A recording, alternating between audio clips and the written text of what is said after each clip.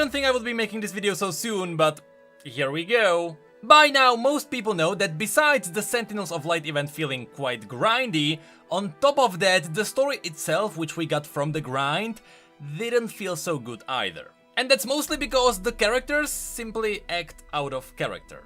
And while I thought that I would be the one picking off all the details, it is actually the community that is doing that. You have no idea how many people are calling out all the different mistakes that are happening in the story, and that makes me proud. If people are accurately finding things that are weird in the story, that means that people care about the story. I am not the only one who's the nerd here, and that makes me proud. But here's the thing, some of the mistakes that are in the story are kinda ridiculous. And I personally believe that it all happened because of what's happening in the world. If you really think about it, Spirit Blossom was the last big event which Riot produced while everyone was still working from the same office. After that, everyone got separated, and it seems like for this event specifically, everyone knew the overarching story. Everyone knew what was going to happen. But as the different teams started working on different projects, they all gave it their own little spin on it. Which means that without proper communication between the teams,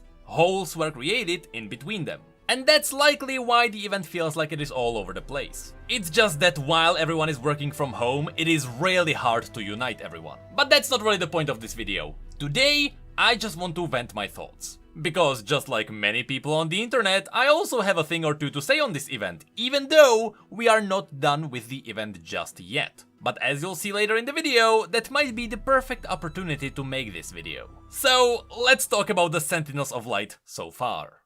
In this video, I am going to call out some of the mistakes, but not from the main storyline. But don't worry, trust me, while the main storyline will be canon, there is no way the rest will be as well. The conversations and the details are just way off to be considered real. And that's really how I look at this event. The main storyline, by which I mean what the Sentinels are doing and what Viego is doing in the world, that's canon. The way this entire event will end will be canon as well. But how we got to that point and all the little details that happened during the story, there is no way those are canon. For example, the Sentinels picked up Riven on the way. She joined them. But did she throw away her old blade to get one from the Sentinels? There is no way. And here's my first point. The overall story of this event is actually really good. It is full of details, what Viego is doing with Isolde is really amazing, and where the story is heading sounds really cool. Whether the ending will be a good payoff, that still remains to be seen. But what is happening with everything that's going on? That's awesome. What's happening with the individual characters that are not Viego or Senna and Lucian? That's bad. We'll get to that in just a moment. First, let's talk about Viego. Viego is cool. His story is very unique and he is unlike anything that we have seen before. His motivations are understandable, so you know why he is evil. Is he a good villain though? I'm not sure that he is. And that's because he doesn't feel like he is threatening. At least that's what we got from him from the visual novel. He is supposed to be able to immediately destroy your soul with the black mist. But all he does in the visual novel is crumble things. In Demacia, on Targon, in Bilgewater. It doesn't matter where Viego is, it's like rocks are more dangerous than his own blade. He feels more confident in shaking a cave and make rocks fall on you than to stab you with his own blade. Through the mist, through which he can travel in a blink of an eye. He can have a nothing personal moment, but instead he throws rocks at you. And long and behold, no one ever gets hurt. I know that many people will not understand this, but for those of you who have played World of Warcraft during Wrath of the Lich King is an amazing villain. He feels threatening, he is the king of the undead. But in the game, he didn't feel threatening for one reason. He appeared in the story far too often, and every time you met him, he never decided to kill you. He always let you off letting someone else to deal with you, while he could have just snapped you into nothingness in a blink of an eye.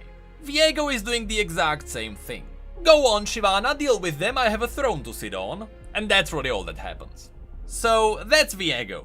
So now, let's have a look at all the other characters. You see, while the main cast is actually quite fine, and by the main cast I really just mean Lucian and Senna. They are the ones who actually properly follow their own story arcs. even though Lucian and Senna, being Light Sentinels for many years, never heard about the fact that you can teleport from a Sentinel base to a Sentinel base. And they didn't know they had magical projections. How is that possible? But alright, let's skip that, because the other characters are worse offenders. Let's go through each of them without really spoiling the main storyline, and let's talk about what's wrong with them.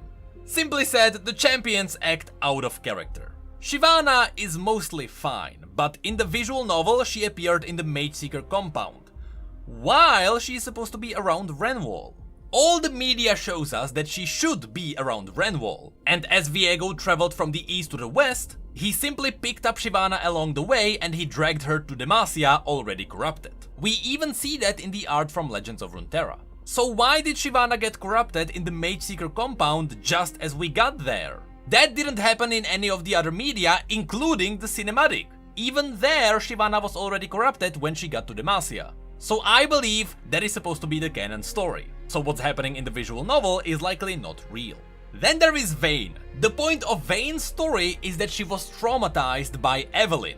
Evelyn literally tore her parents into shreds in front of her. She literally saw her parents all over the walls and ceiling. That's why she hates magic. It's not because she doesn't like mages. It's because she is psychologically scarred. This was proven in one of her stories, where without hesitation, after learning that her monster hunting mentor could use magic, Vayne immediately killed them. It was a brilliant twist in the story and no one expected that. And what it did is prove that Vayne really hates magic, no matter the circumstances. So you know what she does in the visual novel? At first she says that she's not going to side with the Sentinels because they use magical weapons, and she's trying to kill magical monsters, not trying to become one. And then she becomes a Sentinel. You see, at least in the comic, Vayne is in her character. She joins the Sentinels, but first she tries to kill Senna, and then after joining the Sentinels, she refuses to fully embrace them and she is there just to kill the monsters. And after everything is done, she's out. In the visual novel, Vayne is just fully part of the team, which is something she would never do. Then there is Olaf. Nicky Boy mentioned one funny thing, which at first I thought was harmless, but then I realized there is more to that. Olaf talks in third person. Now, Olaf comes from Lokfar, which is at the far edge of the Freljord, so it makes sense why he would be a bit more primitive. So at least there, talking in third person kinda makes sense. But things get worse in just a moment.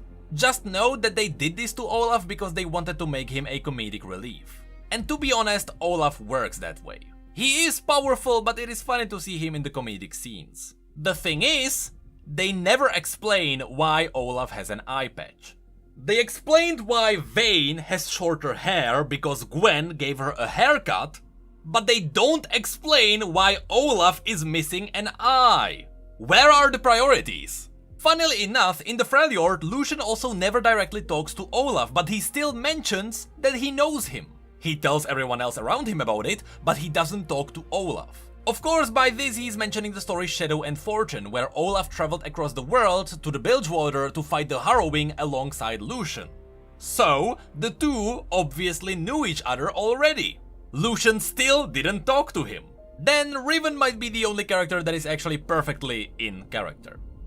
So, why did she change her blade for the Sentinel weapon? The blade is heavily tied to her past and her overall story. She would never drop it in her life. But sure, that change just happened for the skin, I guess. Speaking of which, why is Irelia able to control a Sentinel weapon? Her normal floating blades are attuned to her because they are the fragments of her family crest. Yet here, she somehow makes a Sentinel weapon levitate. Diana. Do I have to say anything? She's a god who decided to join a mortal company and change her celestial blade forged by the stars for a weapon that was forged by a mortal. Also, why is she on Targon? There are two different stories on Universe explaining that Diana left Targon. And in one, she left her blade behind. Aphelios found it. So why does she have her own blade in the first place? And why is she on Targon? Then there is Rengar, who honestly is just a filler character. But he still talks in third person for no reason at all. The Kilash, which is Rengar's tribe, are not primitive. They are smart, ruthless hunters, not purring kitties used for comedic relief. There are other characters who could do that, not Rengar.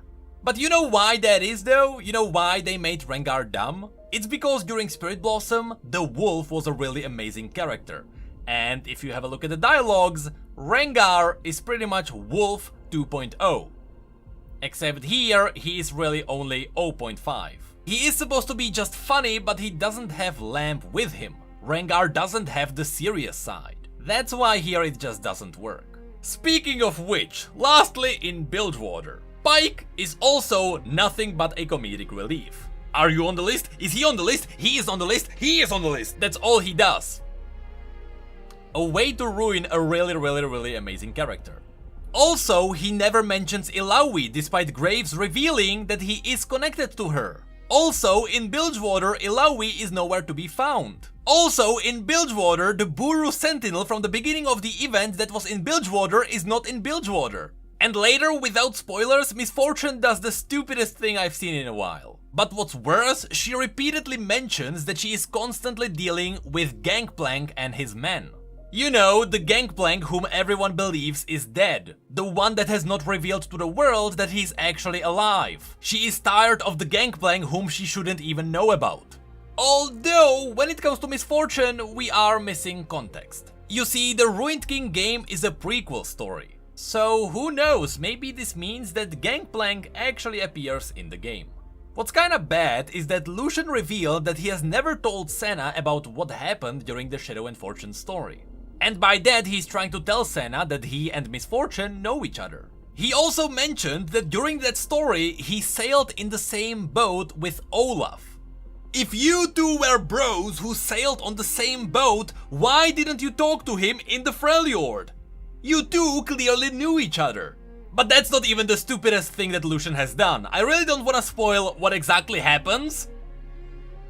But Lucian made a deal with Thresh. He made a deal with Thresh!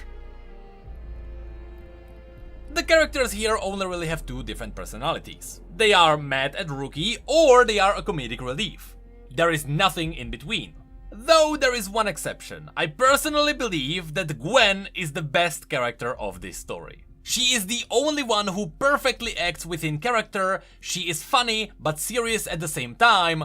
She is amazing. And that's when we get into another thing that's happening in this event. As I mentioned, while the bigger story is amazing, the smaller story is not. Early on we learn that we are looking for pieces of Isolde's soul. Great. You know how we find them? Coincidences. Nothing but pure coincidences. In Bilgewater, we literally walk onto the very first ship we see. Oh, there's Miss Fortune. Oh, there's a piece of Isolde's soul. In Noxus, we escape an arena and oh, we accidentally enter a Black Rose unguarded hideout. Oh, there's a piece of Isolde's soul in it. Now, I understand that the Sentinels are supposed to be following the Black Mist, and by following it, they see where it is going and they can find what it is looking for. But most of the time, that doesn't happen. That did happen in the Freljord and that did happen in Demacia. The other ones? Coincidences. We go into Ionia, oh, there is Karma, the most powerful being in that region. Not any of the other ones, Karma. I honestly think Riot should have used a sentinel weapon to be a radar that is seeking out pieces of Isolde's soul. Or, you know, use Senna as the person to seek out what we are looking for. But nope, it's all down to coincidences. But you know, this event is not only a bunch of bad things happening. There is also Vex.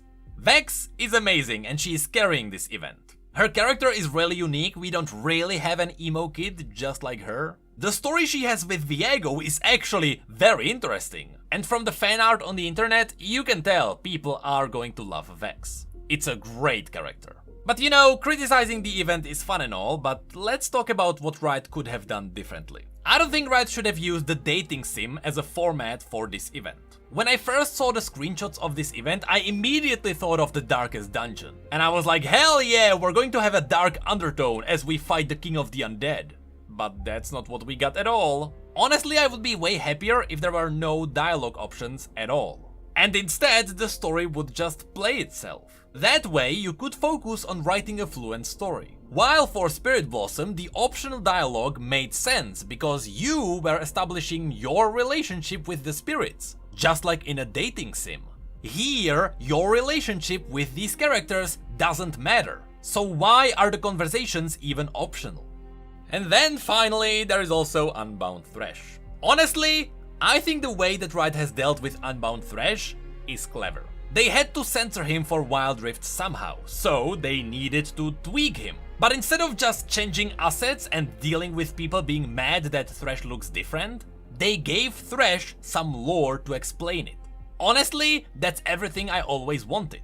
And what Riot is doing with Unbound Thresh will always be better than them not doing anything. What's really unfortunate is that Thresh being turned into a sexy guy came in at a real bad time. After we already got quite a few sexy guys before him. And one that was almost turned into a sexy guy. Well, he kinda was anyway. But still, we'll see what happens to him. So to close this video, I really wanna say one thing. I am not sure if I want to cover the story of all the different regions. I did start with Demacia already, but I might just take the video down and cover the entire event once it's over. I honestly don't think people are interested in me covering the story of all the different regions separately, if the story inside it may not even be canon. So far, it actually seems like the comic version of the story will be the canon story. Because there, Vayne actually acts in character, and chronologically it is following the canonical path. So maybe I'll just cover the comics instead.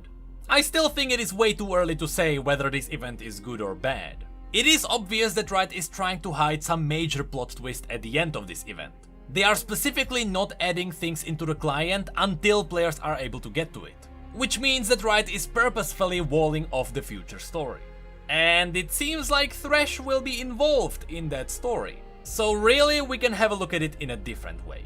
Unbound Thresh will be the face of this story, and if the plot twist at the end is really good and the story of Unbound Thresh is good as well, I would consider the event to be good. But right now, Thresh is one step away from being amazing and one step away from being bad. Riot, make your move.